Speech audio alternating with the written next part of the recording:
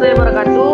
Baik, sebelumnya saya akan memperkenalkan diri. Perkenalkan, saya Alia Julianti dengan NPM E1I024055. Saya dari kelas A. Baiklah, di sini saya akan mempresentasikan hasil yang saya dapatkan tentang pelajaran geologi laut. Yang mana di sini saya akan mempresentasikan tentang materi yang pertama, yaitu bagaimana awal mula bumi terbentuk, dan yang kedua adalah dari mana asal air atau lautan yang ada di bumi. Baiklah, sebelum kita memasuki materi tadi, ada baiknya kita mengetahui dulu apa itu geologi.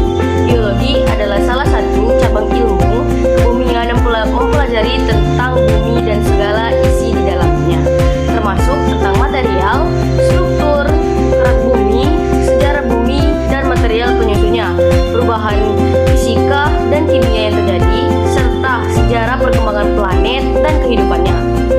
Kajian di dalam geologi meliputi sejarah terbentuknya bumi, serta dengan bahan, struktur, dan proses yang menyertainya. Nah, setelah kita mengetahui apa itu geologi, kita akan memasuki materi yang pertama, yaitu bagaimana awal mula bumi terbentuk. Bumi terbentuk sekitar 4,5 miliar tahun lalu dari sisa gas dan debu yang berasal dari nebula matahari, yaitu awan besar hasil ledakan bintang. Selanjutnya, seiring waktu, planetesimal ini terus menyatu hingga membentuk protobumi karena energi tumbukan dan peluruhan unsur radioaktif.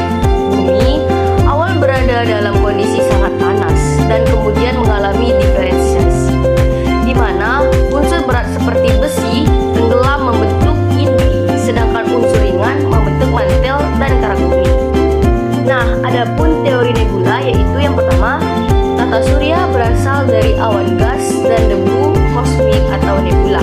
Yang kedua, nebula berputar dan memadat akibat gaya gravitasi. Selanjutnya, bagian tengah nebula membentuk matahari, lalu sisa material membentuk planet termasuk bumi.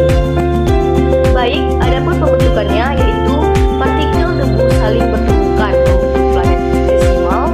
Planetesimal bergabung menjadi protoplanet dan bumi terbentuk melalui proses akseri. Begitulah energi tumbukan menyebabkan bumi sangat panas. Selanjutnya, permukaan bumi berupa lautan magma yang mana aktivitas vulkanik sangat tinggi dan atmosfer awal belum mengandung oksigen, menjadikan bumi belum dapat menjadi lingkungan yang mendukung untuk kehidupan. Baik, berikut adalah materi yang kedua, dari mana asal bumi atau lautan di bumi. Air berasal dari uap air hasil aktivitas vulkanik. Sebagian air diduga berasal dari komet dan asteroid, dan uap air terperangkap di atmosfer bumi berubah serta pendinginan bumi memungkinkan terbentuknya air cair. Suhu bumi menurun secara bertahap dan uap air mengalami kondensasi.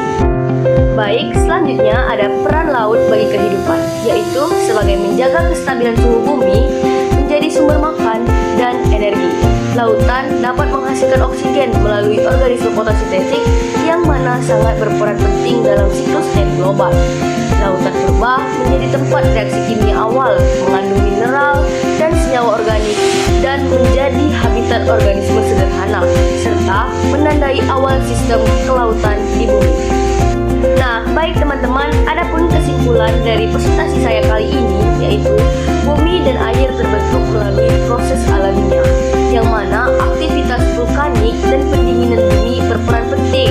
Laut merupakan kunci awal kehidupan karena kelautan menjadi sistem vital bagi keberlangsungan bumi.